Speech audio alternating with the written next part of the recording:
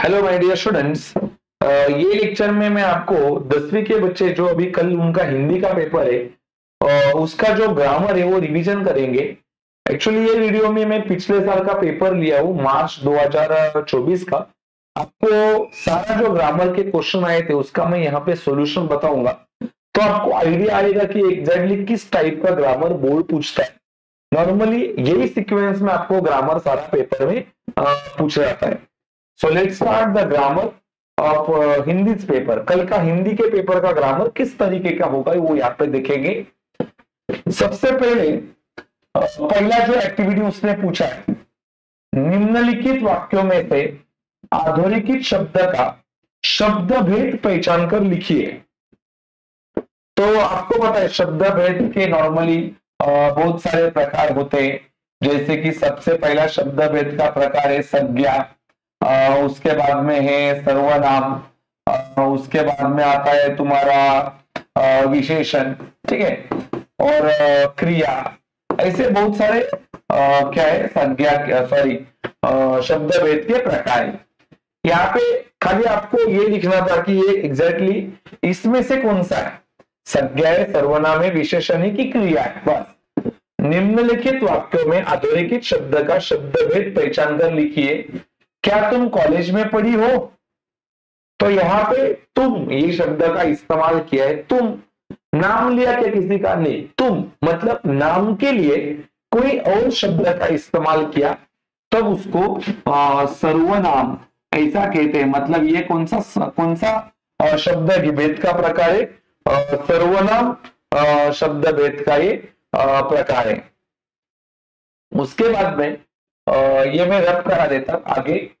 ये पूछा है निम्नलिखित अवयवों में से किसी एक अवयव का अर्थपूर्ण वाक्य में प्रयोग कीजिए। देखो मतलब यहाँ पे उन्होंने शब्द दिए, इसके मदद से आपको वाक्य बनाने के, जो वाक्य में आपको ये शब्द लिखना है। अभी यहाँ पे आपको एक वाक्य बनाने का है जिसमें ये शब्द आना चाहिए। जैसे कि मैं एक बता देता हूं, चोट लगने के कारण, चोट लगने के कारण राहुल धीरे धीरे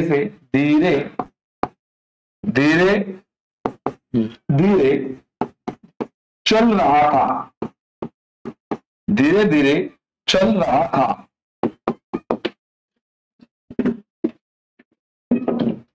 तो यहाँ पे मैंने यूज किया ना वर्ड कौन सा, धीरे धीरे, उसको अपन अंडरलाइन करेंगे। उसके आगे और क्या पूछा है देखो, लेकिन। तो एक सेंटेंस बनाने का आपको जिसके अंदर लेकिन ये शब्द आना चाहिए। राजू, मैं लिख सकता हूं राजू बुद्धिमान है, राजू बुद्धिमान है, लेकिन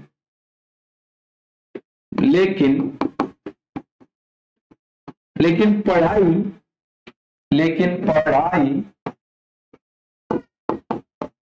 नहीं करता है। बोलो, जैसे कि राजू बुद्धिमान है, राजू के पास बहुत बुद्धि है, लेकिन राजू का प्रॉब्लम क्या है, वो पढ़ता ही नहीं है। नॉर्मली अपने घर पे भी लोग अपने को ऐसा ही बोलते, तू बहुत होशियार है, लेकिन तू पढ़ता नहीं है। तो ऐसा आप एक सेंटेंस बना सकते हो जिसके अंदर ये जो वर्ड दिए वो आने चाहिए, ठीक है। एकदम सिंपल रहता है ये कंसेप्ट, कोई भी बच्चे का मार्क्स इसमें नहीं जाएगा। आगे दिया है संधि विच्छेदन।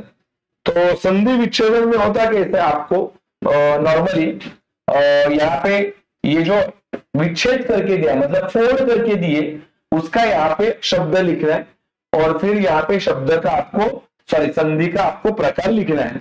तो महाआत्मा, तो महाआत्मा को क्या बोलते हैं? महाआत्मा को क्या बोलते हैं? महात्मा, ऐसा। मतलब ये दो शब्द जोड़कर क्या बनता है उसको बोलते हैं शब्द। और उसके बाद में अपने को यहाँ पे पहचानने का संधि का कौन सा प्रकार, देखो ये शब्द पे जाने का हमेशा विच्छेद के दूसरे शब्द पे। विच्छेद का दूसरा शब्द के शुरुआत में क्या है? आ मतलब क्या? ये स्वर है, बराबर कि नहीं? नॉर्मली अ आ ई उ ए ओ औ अ ये सारे स्वर है। उसमें से कोई भी वर्ड यहाँ पे आए ना तो समझ जाएगा ये कौन सा संधि है, स्वर संधि, ये स्वर संधि होगा, ठीक है। उसके आगे दुस्साहस, तो अभी दुस्साहस शब्द का आपको विच्छेद करना है, विच्छेद। तो दुस्साहस का ऐसा रहता है, देखो दू, ऐसा दो डॉट आता है दू, उसके बाद में आगे लिखने का है साहस, तो बनता है दुस्साहस। मतलब यहाँ पे देखो, यहाँ पे ना दो डॉट आए, यहाँ पे दो डॉट आए और दो डॉट आ गए ना, मतलब समझ जाने का ये कौन सा संधि है, विसर्ग संधि। विसर्ग संधि मैं बोल रहा हूं नॉर्मली संधि के तीन ही प्रकार है, व्यंजन संधि, स्वर संधि और विसर्ग संधि। ऐसे दो डॉट आए, विसर्ग संधि। लास्ट में यहाँ पे स्वर में से कोई वर्ड आ गया, स्वर संधि, और यहाँ पे कोई व्यंजन में से वर्ड आ गया, क ख ग उसमें से, तो समझ जाने का ये व्यंजन संधि है। तो ये भी एक्टिविटी आपको अच्छे से मालूम पड़ा रहेगा, ठीक है। आगे निम्नलिखित वाक्यों में से सहायक क्रिया पहचान कर उसका मूल रूप लिखिए। देखो सहायक क्रिया, ये जो लास्ट में वो रहता है ना, लास्ट में नॉर्मली क्रिया, ये देखो ये क्रिया, ये सहायक क्रिया है, दिया ये सहायक क्रिया है। तो सहायक क्रिया यहां पे आएगा गए, गए। अभी गए जो है उसका मूल क्रिया, गया, गया का मतलब होता है जाना, यह हो गया मूल क्रिया। सहायक क्रिया गए और मूल क्रिया जाना। यहां पे अगला जो पूछा है, मैंने दरवाजा खोल दिया, तो लास्ट में वो जो वर्ड है ना क्रिया, उसको बोलते हैं सहायक क्रिया, दिया। और उसके बाद में उसका मूल क्रिया क्या होगा, देना। मतलब देना के बाद में क्या बनता है, दिया। देना वर्ड से दिया बना है और जाना वर्ड से गए बना है। तो मूल शब्द कौन सा है, देना और जाना, और उसका क्या बन गया है, दिया और गए। तो लास्ट में जो शब्द होते वो नॉर्मली क्या रहता है, सहायक क्रिया, सहायक क्रिया रहती है। नॉर्मली गए है ऐसा भी हो सकता है, तो है नहीं है सहायक क्रिया, ये गए, गए मतलब एक क्रिया है, क्रिया एक्टिविटी है, तो वहां पे आएगा। उसके बाद में जो अगला कंसेप्ट आपको है ये वाला प्रेरणार्थक क्रिया, इसको बोलते हैं प्रेरणार्थक क्रिया। उसके ये दो प्रकार है, प्रथम प्रेरणार्थक और दूसरा है क्या, द्वितीय प्रेरणार्थक, ठीक है। नॉर्मली प्रथम प्रेरणार्थक में और द्वितीय प्रेरणार्थक में, द्वितीय प्रेरणार्थक का फिक्स रहता है, लास्ट में ये वर्ड लगता है वाना, वाना। और इसमें ना, इसमें बीच वाले शब्दों को काना लगता है, ऐसा काना, काना। जैसे कि चलना का आएगा चलाना, ठीक है। मिलना का आएगा मिलाना, देख रहे हो बीच में, ये देखो बीच में यहाँ पे काना लग गया और यहाँ पे वाना लगेगा लास्ट में, चलना का चलवाना ऐसा। और मिलना का क्या बनेगा, मिलवाना, देखो लास्ट में वाना, वाना, ठीक है। तो द्वितीय प्रेरणार्थक में लास्ट में वाना लगता है और प्रथम प्रेरणार्थक में बीच वाले जो अक्षर है उसको काना लगता है। तो सहायक क्रिया भी आपको मालूम पड़ा और प्रेरणार्थक क्रिया भी। जैसे कि गए का मूल शब्द जाना है, दिए का मूल शब्द देना है, ठीक है। आगे मुहावरे का अर्थ लिखने के बाद अपने को उसका वाक्य में उपयोग करना है। मुहावरों का पहला अर्थ लिखना है और फिर वाक्य में उपयोग करना है। तो टांग अड़ाना, टांग अड़ाना, टांग अड़ाना का मतलब होता है किसी के भी काम में टांग अड़ाना मतलब बाधा डालना, बाधा डालना, बाधा डालना। ये रुकावट डालना वो भी चलेगा, बाधा डालना वो भी चलेगा, रुकावट डालना वो भी चलेगा, डालना, ठीक है। बाधा डालना वो भी चलेगा, रुकावट डालना वो भी चलेगा। उसके बाद में बूढ़े वाक्य बनाने का है ना, जिसमें टांग अड़ाना ये शब्द आना चाहिए। बूढ़े आदतें या बुरे बुरी बुरी प्रवृत्ति वाले लोग हमेशा अच्छे काम में अच्छे काम में टांग, देखो टांग अड़ाते हैं। देखो बुरी प्रवृत्ति वाले लोग हमेशा अच्छे काम में टांग अड़ाते हैं। ठीक है, देखो कितना सिंपल सिंपल है। आपने ये जो टांग अड़ा रहा है उसको यहाँ पे इस्तेमाल किया है। उसके बाद में जो क्वेश्चन पूछा है, गला फाड़ना, जोर जोर से, गला फाड़ना का मतलब होता है जोर जोर से चिल्लाना। ठीक है, गला फाड़ना। अभी अगला जो क्या है, गला फाड़ना। देखो गला फाड़ना मतलब क्या होता है, चिल्लाना। देखो चिल्लाना, या तो आप बोल सकते हो शोर मचाना, शोर मचाना, या तो आप बोल सकते हो इसको चिल्लाना भी इसका मीनिंग होता है। तो सबसे पहले आपने लिखा इनका क्या बोलते हैं अर्थ। अभी इसका अपन क्या करेंगे, इसका अपन वाक्य बनाएंगे। इधर मैं लिखता हूं, बोल के दिखाता हूं कि छोटी जो बच्चे होते, छोटे बच्चे, अगर किसी कोई भी आदमी उसको डांटता है तो कैसा करते हैं, वो गला फाड़कर रोते। तो आप लोग ऐसा लिखने का कि छोटे बच्चे किसी की डांट सुनने के बाद गला फाड़कर रोते। तो आया ना शब्द आप बीच में, कौन सा वाला, गला फाड़ना। ठीक है, एकदम सिंपल कंसेप्ट रहता है। उसके बाद में नहीं तो अथवा, इसको ऑप्शन में देखो, ऑप्शन में क्या है, ऑप्शन में कि ये उन्होंने एक वाक्य बना के दिया है और उसमें आपको बताने का है कि इसमें से कौन सा यहाँ पे आएगा, यहाँ पे शब्द आएगा। रोते हुए बच्चे को गोद में उठाकर मां स्नेह करने लगी। बराबर कि नहीं है, स्नेह करने लगी मतलब स्नेह करने लगी। स्नेह करने लगी का आपको कोष्टक में दिए गए मुहावरे से उचित मुहावरों का चयन करके लिखो। अभी स्नेह करने लगी होना चाहिए, काट उठना होना चाहिए कि हाथ फेरना होना चाहिए।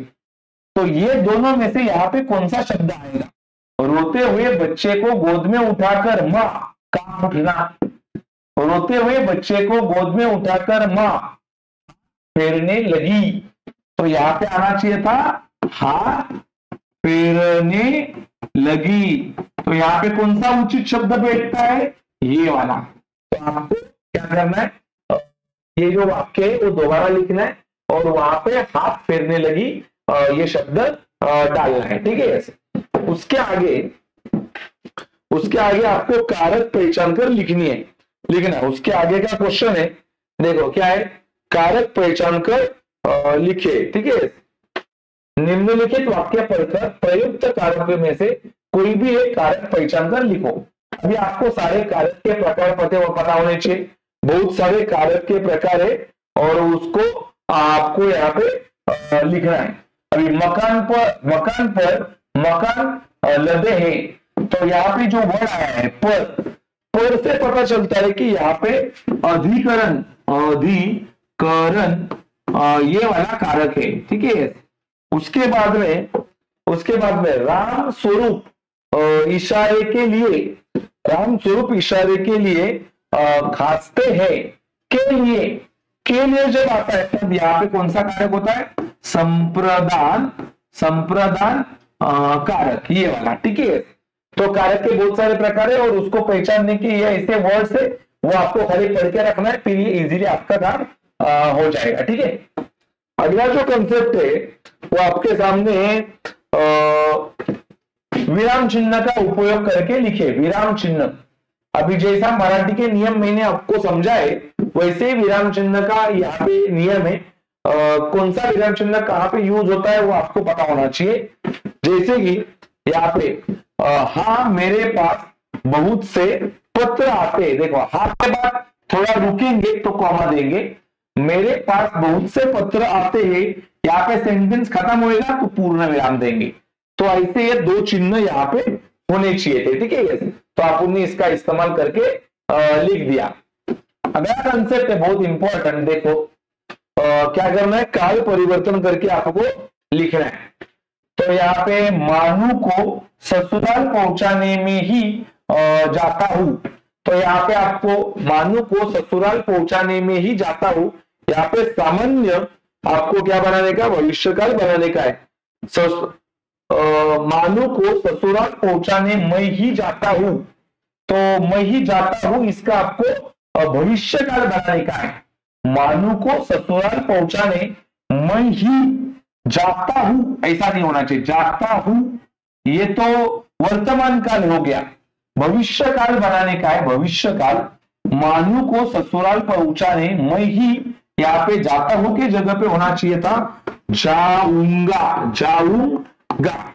देखो जाऊंगा मतलब भविष्य काल है, भविष्य मतलब आगे की क्रिया है। उसके बाद में दोनों ही देर तक फूट फूट कर रोते रहे, इसका आपने को बनाने का है अपूर्ण भूतकाल। तो रोते रहे, दोनों ही देर तक फूट फूट कर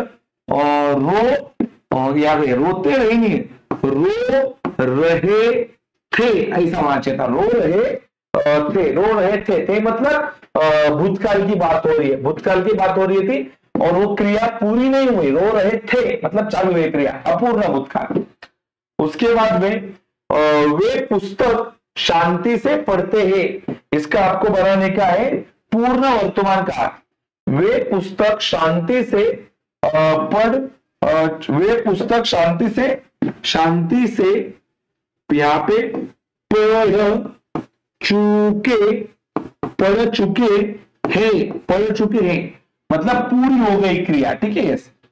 उसके बाद में आपको रचना के आधार से वाक्य के प्रकार पहचानने के हैं, ये आपका अगला एक्टिविटी है। वाक्य का प्रकार अपने को पहचानने के यहाँ पे मोटे, क्या बोला है, मोटे तौर पर दो वर्ग किए जा सकते हैं। देखो ऐसा चिन्ह होता तो प्रश्नार्थक वाक्य, उद्धरणार्थक वाक्य, ये तो मोटे तौर पर दो वर्ग किए जा सकते हैं, ये सरल वाक्य। सरल वाक्य मतलब ये सिंपल सेंटेंस है, इसमें कुछ भी ज्यादा नहीं है, तो ये वाक्य का प्रकार है सरल सेंटेंस, ठीक है। तो वाक्य के प्रकार आपको पता होनी चाहिए। उसके आगे आपको यहाँ पे क्या करने का, यहाँ पे सेंटेंस एक फॉर्म से दूसरे फॉर्म में ट्रांसफर करना है।